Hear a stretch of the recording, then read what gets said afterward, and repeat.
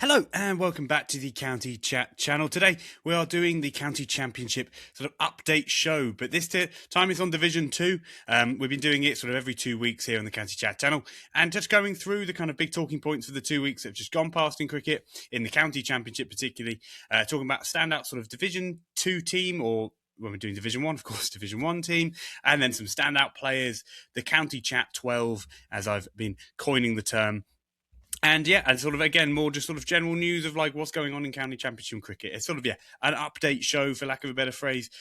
So yeah, we'll get straight into the kind of general news, if you will, when it comes to county cricket. And for the county cricket Division 2, I think in the last 2 weeks there was a kind of a marquee fixture which kind of made a big statement within the teams that are going to be pushing for promotion, I'd say, in Division 2, and it was Lancashire playing Durham. But what also kind of followed with it was kind of some kind of situations which are kind of on the nose for sort of hot topic issues within county cricket more generally. And that, of course, if you've sort of been paying attention to the county championship so far this season, has been the injury replacement sort of procedure, protocol, whatever you want to call it, how that's been going, how that's been used, how that's been exploited, but then also how it's sort of disadvantaged people. So without further ado, I'll get into the specific example.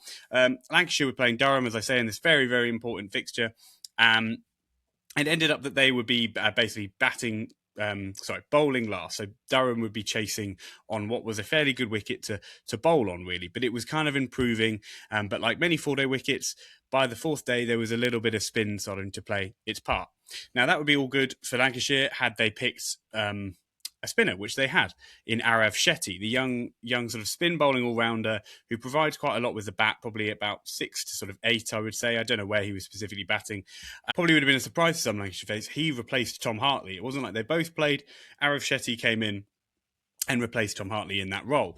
So Arav Shetty, as I mentioned, as you can imagine, as this is to do with injury replacements, this story, he gets a sort of, I don't know if it's an actually broken hand, but something relating to his hand, it means he needs an injury replacement. Lancashire then request, as he's a spin bowling all-rounder, to go for like sort of player. Tom Hartley is a spin bowling all-rounder. They get this request denied off the basis, effectively, that Tom Hartley is too experienced. So Arav Shetty, I believe, was playing his third first-class match. But of course, Tom Hartley, he's played about 40 first-class matches. But more importantly, in relation to this, he's played Test match cricket for England in that series in India. So that basically meant, to the ECB's thing, he had basically was deemed too experienced to replace Arav Shetty as an exact like-for-like, despite them both being spin bowling all-rounders. Basically, he wasn't allowed because of his international pedigree, if you will. That basically meant that Lancashire had to take on George Bell, the wicketkeeper batter, who was there to basically be a replacement for Matty Hurst, if Matty Hurst broke a finger or anything like that. And George Bell had to come in just as a batter to replace Arav Shetty, effectively just as a batter. Now, it's one of those situations where, you can, and I did Division 1 sort of version of this, and I talked about the injury replacements in the general news sort of section because it is the kind of hot topic issue. But it's one of those where you can argue for and against basically injury replacements working or not working, or existing or not existing. And I would hear both sides of that argument. I'd be interested to have that discourse with anyone. But if you're going to have an injury replacement situation, you surely cannot have a situation whereby someone's too experienced to be a like-for-like. It's like, if you're a spin bowling all-rounder, you're a spin bowling all-rounder. I don't think it massively matters to a game in Chesterley Street in April that Tom Hartley played fixtures in a 2024 Test match series in India, if that makes sense. Like, of course, I understand he's far more experienced than Arav Shetty, and I mean, you could even argue as a Lancashire fan that he just would have been a better selection full stop than Arav Shetty. But then when Arav Shetty gets a broken hand or whatever has happened to his hand, and then you get the new protocol in place where you can have an injury replacement, how is George Bell more like for like than Tom Hartley is? Like, you cannot in any way make any sense of that to me. You can say that it just shouldn't exist, and if Arav Shetty gets injured, then fair enough, he's just out for the game. That I can agree with, but I can't agree with the sort of notion that basically because Tom Hartley is internationally experienced, he's less basically equivalent than George Bell is. I'm maybe not explaining that point enough, but I think you probably get the idea that it just feels like a total, again, another just one of many examples of this decision just not being thought through. And it effectively feels like every decision is just a hodgepodge decision that they're just making a call on any given moment. Like Fergus O'Neill gets injured, Lyndon James can come in, because they're both not played international cricket and both bowl. That kind of makes sense, I guess, which is falling in the same remit. But my point being is the inconsistency you just can't really run with, I think, as a sports fan for any what is supposed to be a competitive league. And I'm sorry, I mean, the more and more the county championship, you look into it or you study it or you're around it as a sort of fan or commentator or pundit or whatever you want to call the county chat, is that you realise it's not run like a sports league. It's not run like a league where everything, fairness is almost the top priority. It's kind of just like making sure every decision can be ratified and made sense of to their higher ups, rather than really worrying about the kind of sanctity of the league in some sense, and actually worrying about how the league plays out and how this has massively favoured Durham. So again, if you don't know what happened in this fixture, it just finished yesterday. Durham then chased what looked like a tricky chase, the highest score of the game, needing, I think it was 336, I want to say they needed to chase. Yeah, 336 they needed to chase, and they did it 2 wickets down. Now, Durham may well have done that anyway without Tom Hartley bowling. I can totally back that. I have picked Durham to win the league from the outset. So I totally believe that Durham are a better side, probably on paper and overall, than Lancashire are. But Lancashire are in that title picture as well. And effectively, in a world where injury replacements are existing, I just cannot understand how they weren't allowed Tom Hartley in that situation. Again, it just seems like another thing to add to the list of just total botched decision-making, if you ask me. I just think it's just proving injury replacement system is just not working as it's meant to or how they want it to. And it seems like an overreaction to the sort of some of the taking advantage of the rules that we've had in some of the earlier fixtures.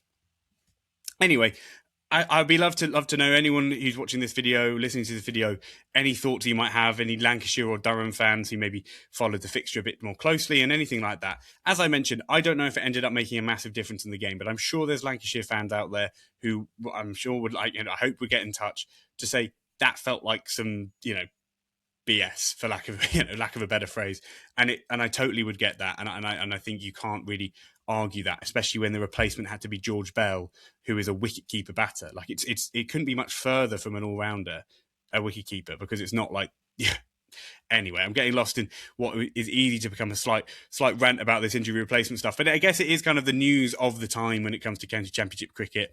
And this was the big fixture in Division 2 over the course of these last 2 weeks. So I guess it is as big as it gets.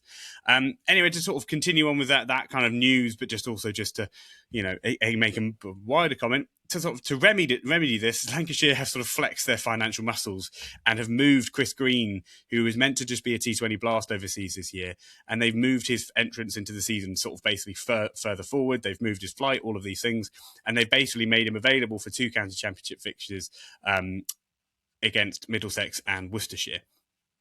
So, which I think where Lancashire season's kind of going, and where Durham, I think, are emerging probably as a real title favourite. They're playing Middlesex and Worcestershire. And I think you could probably argue with how the season is progressing that these 2 teams are maybe the 2 other teams that are really pushing for this second promotion spot. Because to me, I do see Durham as another level to these other teams, just personally. But I think Middlesex, Worcestershire, I'd even argue Derbyshire, but of course their loss against Gloucestershire this weekend just gone was a big dent in their hopes. But Lancashire, Middlesex and Worcestershire are really, really important fixtures. So they've brought Chris Green in for this, who scored lots of runs for Lancashire last year and is a very, very good spin bowler. So very much fits into the all-rounder capacity. It'd be interesting to see if Chris Green had been available for that fixture and had been in the UK and Arif Shetty got an injury and they wanted to bring Chris Green in, would it have been allowed because Chris Green hasn't played Test cricket for Australia? Very interested by that hypothetical. I'm sure it's a hypothetical which won't have to be answered because Chris Green will just play in the fixtures he's playing in, and you don't usually have an overseas in your squad on your bench. But just an interesting thought, because I don't think you could argue Tom Hartley's a particularly better cricketer than Chris Green. I'll go out there and say it. Anyway, so Lancashire have reacted in a way that only probably they, Warwickshire or Surrey could do, quite frankly, which is basically go, feels like really harsh. We've just lost to Durham. Our reaction to this is just going to be get our flights for this cricketer to come out earlier just to make sure we have even more depth than we need. It's a tough loss against Durham for them, and I think especially when they really, really are looking for the title probably this year, let alone promotion. And I'm not going to say it would look like a title decider against Durham this weekend, but a title indicator is perhaps a better phrase, because I think they kind of showed Durham that they had this real depth, and Emilio Gay and Beddingham's partnership was absolutely brilliant to watch. So, all power to them. Anyway, with that on sort of that frame of mind, we'll get onto sort of the screen sharing aspect of today, and looking at those results from this sort of these fixtures that have just gone by in the County Championship Division 2. So the sort of bye week where there was only 2 games, we had Middlesex play Northamptonshire. I must admit that was a kind of looked like a draw the whole way, was a draw. I can't even think of who really got runs in that fixture, which maybe shows just sort of how you could have expected where it was going. On the other end, Lancashire visited Bristol and played Gloucestershire, and it was actually a really, really good game of cricket, where Lancashire, always kind of looked on top, having bowled them out for 136 in their first innings, but Gloucestershire really fought tooth and nail to get to 305 themselves. We'll have a little look at it here. But yeah, some from wickets of George Balderson in the first innings, and then Keaton Jennings got an important 70. And then James Bracey, Miles Hammond scored runs to really put Gloucestershire in a position where they had something to bowl at least. And Anderson took some wickets again, and so did Balderson. Balderson took 9 across the match, which was a really good effort. And then, if it wasn't for Keaton Jennings' runs in both innings, I think, Lancashire would have been really struggling, because, you see there a few failures, some of their classic performer for them in the recent years, Marcus Harris, and all of those things. It was a big deal, a game for Lancashire at the time, and it obviously put them up to the top of the league. And it obviously was one of those where you really don't want to be in a position as a sort of title pushing team to lose to who at the time were bottom of the league in Gloucestershire. So they didn't do that, and they just about survived and won away at Bristol. Now, speaking of Gloucestershire, Miles Hammond as well scoring runs.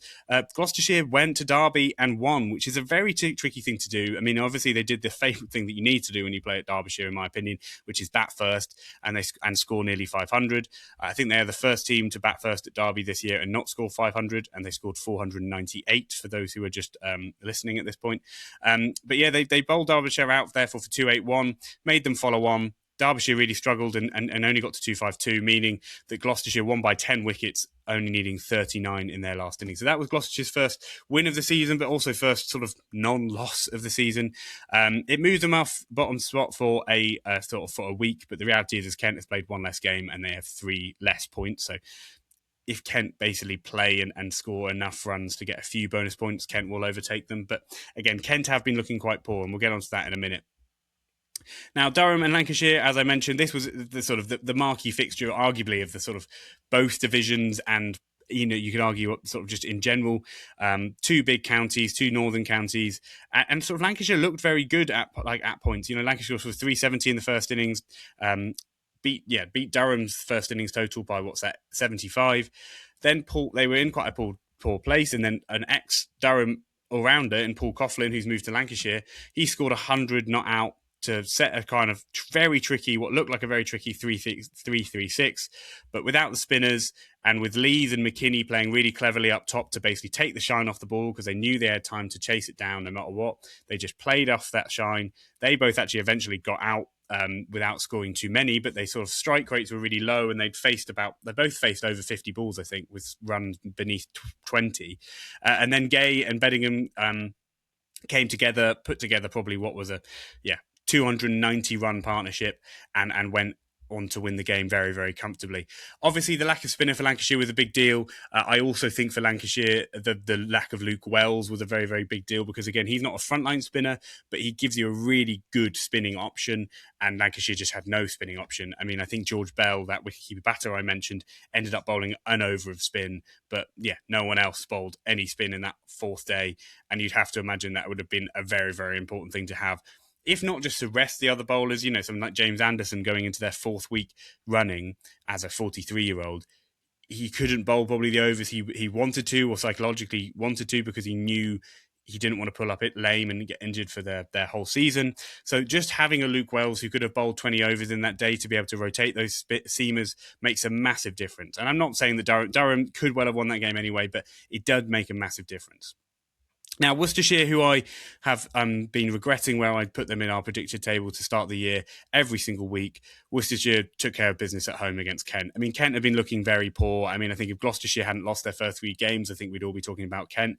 But the reality is, Kent are now at the bottom of the table, having lost by an innings and 2 runs to Worcestershire. Worcestershire looked brilliant, kind of took wickets very, quickly in the first innings. Hannon Dolby and Swainpole both getting 3 each.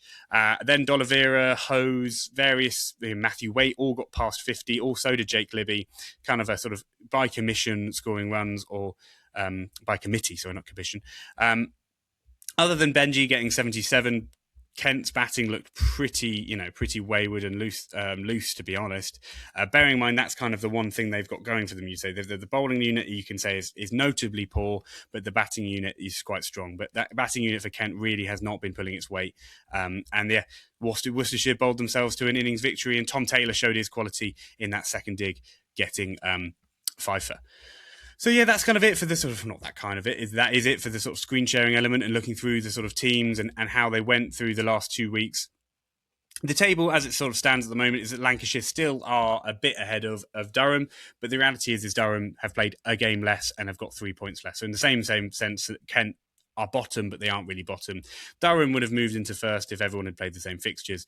And even Worcestershire, you could argue, because of the 2 wins and 1 draw, rather than 2 wins, a loss and a draw, that Lancashire now find themselves on. So yeah, it would be interesting to see. I think those 5 teams in that mid-table, I think Gloucestershire and Kent are kind of showing themselves to be kind of nearer the bottom, and I think Durham are going to start emerging towards that top of the table. But it should be interesting to see how that pans out, and I think that second promotion spot is going to become quite a sort of sought-after position. I think Durham might start emerging as a sort of clear numero uno, if you like. But speaking of Durham and, being clear numero uno, to use the phraseology there, for standout team of Division 2, I think even though they only played 1 fixture, I think for the gravity of that fixture, for all of the importance that came with it, them beating Lancashire in a fixture like that puts them in that standout team of Division 2. It puts them in a position of, as I sort of say, that kind of effective first place, where they're 3 points behind Lancashire. But you'll struggle to find, with how the bonus point system is as it stands, a team where even in a loss, you get less than 3 points, if that makes sense. So them having a game in hand to Lancashire pretty much puts them in effective first place, which is how how county cricket works and how bonus points work in county cricket. So, Durham, I think, to me, are kind of a bit ahead of all the other teams, in my opinion. I think they're a Division 1 side in Division 2, as simple as that. Even the signings that they had, through their into their team, and the people coming and going, it was someone like Casey Aldridge who's come in, and he hasn't even done much with the ball and bat, but they've stuck in him at second slip, in the very modern style of having quite tall, fast bowlers at second slip, and he's just been catching everything, like every edge that comes to him. I see Casey Aldridge, I'm like, I'll watch that catch because it will probably be a good catch, and I promise you, if you do that on a live MV play or whatever you look at your clips from, you're not going to be disappointed, because Casey Aldridge just is catching anything, and that's been great to watch. But just the point I make is that their team is built for the Division 1. They've got so much depth in kind of every area. They can rest players and not see a real marketed drop off in performance. They've got a good head coach, a good captain. I think Durham being standout throughout this year in Division 2 will be kind of typical, if I'm honest, and I think that'll be interesting to see how that plays out over the course of a year, really. Of course, throughout 2 weeks, these 2 week shows that we're going to be doing throughout the summer, there is a good chance that, also that doesn't happen. But, Durham, I think, are, to me, this performance showed that they were maybe a bit head and shoulders. Of course, funny how the world works with injury replacements. Had the spin bowlers been available for Lancashire, Tom Hartley, Chris Green, Arav Shetty, Luke Wells, whomever, and Lancashire somehow bowled themselves to a victory, chased, defending 336, which is not beyond the realms of possibility, as we all know, then you'd be saying Lancashire, they're really a standout team. They've made a clear, jump to the top of the table. They've won 3 out of 4, etc., etc., etc., and they've sort of left Durham behind. But that's how important I think that fixture was, and that's kind of the point I'm making with regards to the general news and the injury replacement news, is that if they make some changes to the injury replacements, Lancashire and Lancashire fans will be very fair to look back on that fixture and say that's unfair because that's how it was when we had this situation happen. And I think that will be interesting to see sort of for the future how that kind of plays out, if that makes sense. Anyway, to move on to sort of standout players from Division 2, because I'm trying to do a sort of batter, all-rounder and bowler from the last 2 weeks that are the most stand out, if you will. I think for the batter, it's a fairly obvious one. And again, speaking of Durham, and Durham will get a lot of shine in this show, because Emilio Gay, he's been the sort of topic of a lot of conversations. He's been having interviews with Wisden Cricket, so I think Wisden Cricket have kind of got behind him as the England campaign for him being an opening batter for England. But kind of why not? He's a really, really good cricketer. Seems like a lovely guy as well. And he just is scoring runs, and he's kind of coming into what seems to be a bit of a prime of his career. And just the way he scores runs, you can see that kind of international class about him in a way, and he's very classy as a batter. But anyway, he scored 41 in the first innings against Lancashire, and then a game-winning 159 not out. I mean, that's enough in one, even though there's two rounds of fixtures that just went past. To me, no batter even stood up even close to that. You can maybe say Marcus Harris, but he also kind of did fail in some of those innings. So anyway, Emilio Gay against Lancashire, scoring, well, exactly 200 runs, I've just realised, against Lancashire. If you're averaging 100 in each innings in a fixture, you're going to be a standout player. I think that's a fair guess.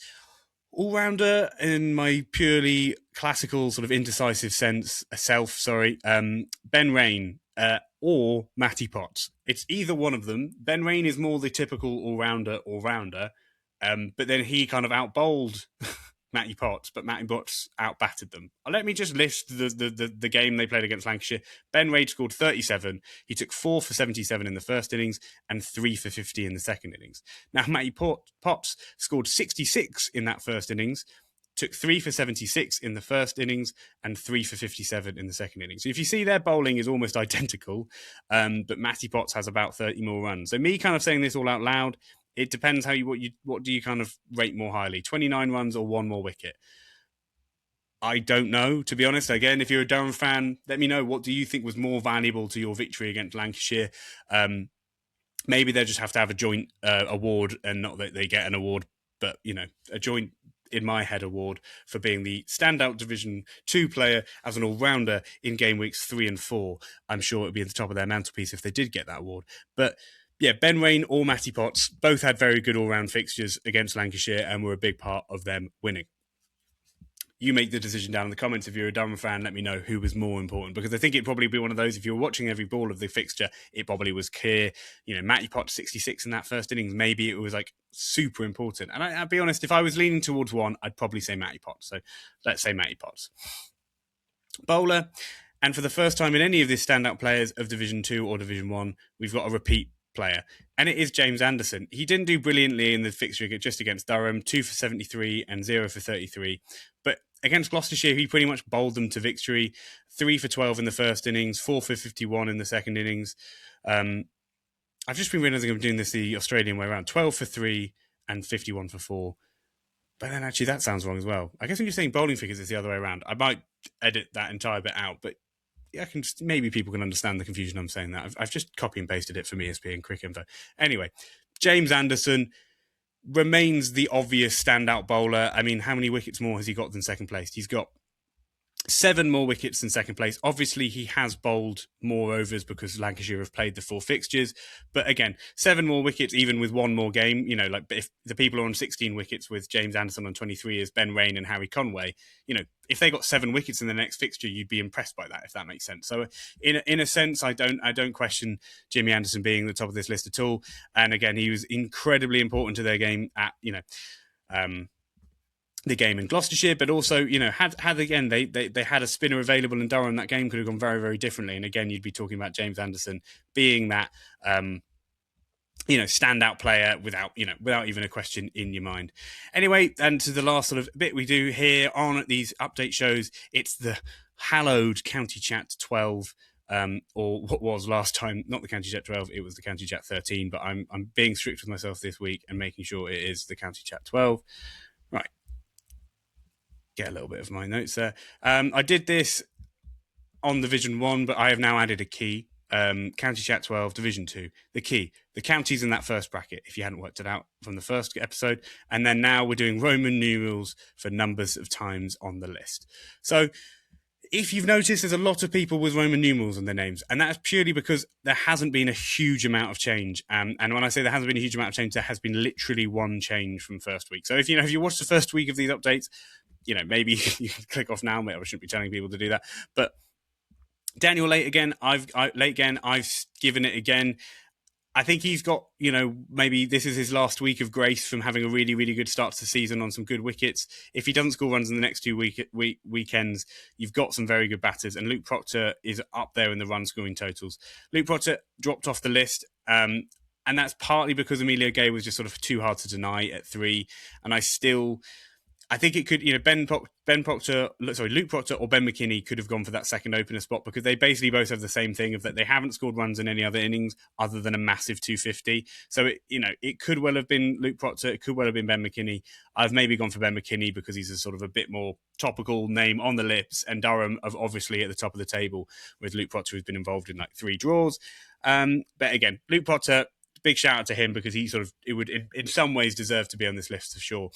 But as I say, Emilio Gay kind of banged down the door, 200 runs in the last sort of round of fixtures against Lancashire, who are probably, you'd argue, the best team other than Durham in the division. I think I probably would argue that. So again, Emilio Gay being in there sort of seemed right.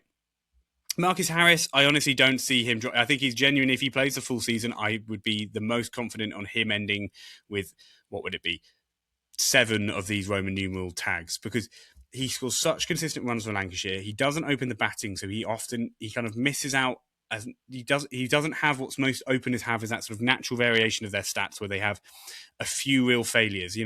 If the combination of Keaton Jennings and Luke Wells remains as top of the order, Marcus Harris will usually come in with the ball not doing as much, and he does just very rarely miss out. He's a batter who knows his scoring runs so well. He's a mature cricketer. He's not got much ego. He just goes about his business and scores runs. Marcus Harris, I really can see sticking on this list all year. Lewis Deploy, speaking of batters who just know their games, Lewis Deploy averages near enough 50 in first-class cricket, and Division 2 of County Championship cricket on very good wickets to bat on, which have become more and more typical in county cricket. That average isn't going down. So yeah, long may that continue on sort of for his sake, I'm sure. But yeah, and then in that sort of that fifth spot, as you can see, not sort of fifth spot, sorry, Lewis Deploy, as I mentioned, 328 runs, average of 82. Like it's a hard one to deny. The other person in that middle order who I think is obviously really hard done by is Miles Hammond, and you can maybe understand why, because he has again played one more fixture. He averages, so Miles Hammond is second in run scoring. He's second to Marcus Harris, and he's above P players like Emilio Gay, Lewis Deploy, David Beddingham, Martin Anderson, and Ben McKinney, who are all in this team, right?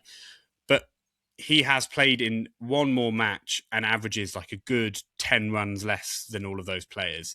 Literally is 10 runs less than all of those players. And it's just because he's had more chances. He's played 4 matches and had 7 innings.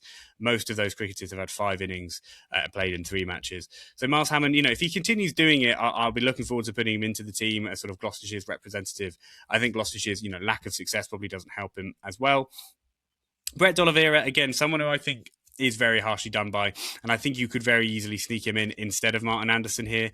Brett D'Oliveira, as he kind of always does, scores very important runs for Worcestershire, but at the moment he's still got about 80 runs less than Martin Anderson, and neither of them have been taking many wickets this year, so sort of getting into that all-rounder role, it's been difficult to sort of choose between the two. But big shout out to Brett D'Oliveira, because I'm a huge fan of his and he has been scoring runs. Another batter I just threw in that mix is Nathan McSweeney. He's just had a great start to his overseas career at Northamptonshire. He has again been playing on some very good wickets to bat on, but again, you've got to score the runs.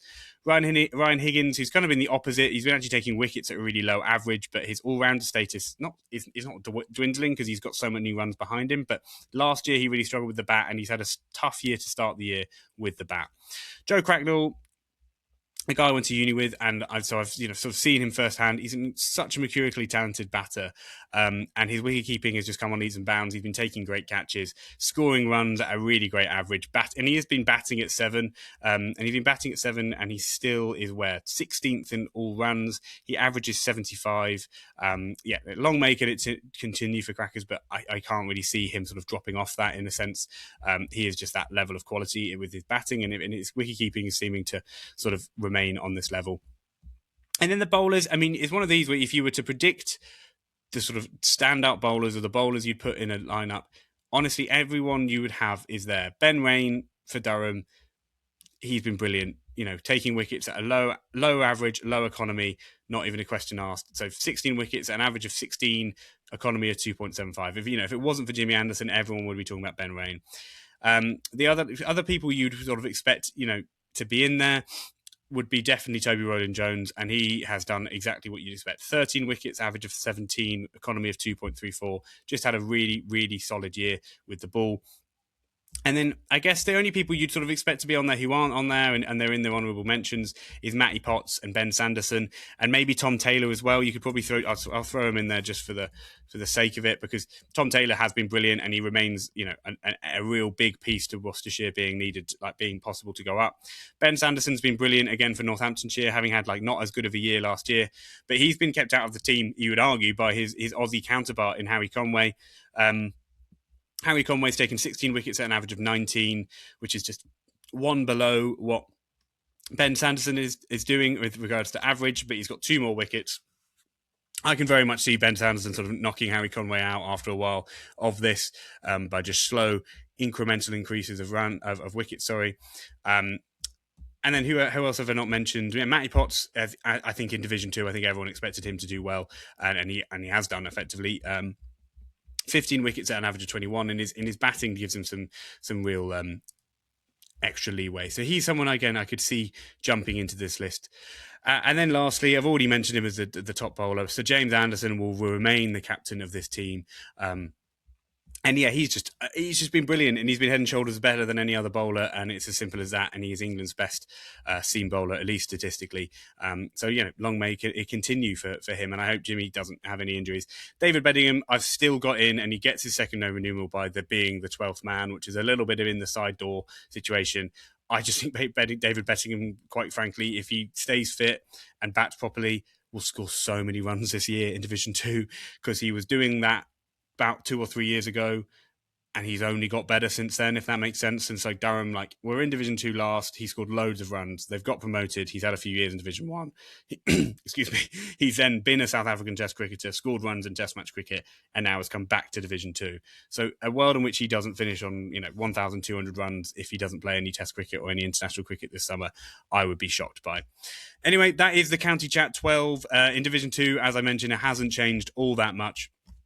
But that's the nature. That's the nature of the County Chat 12. It's not an ever changing list. It's accumulation of how you do throughout the season.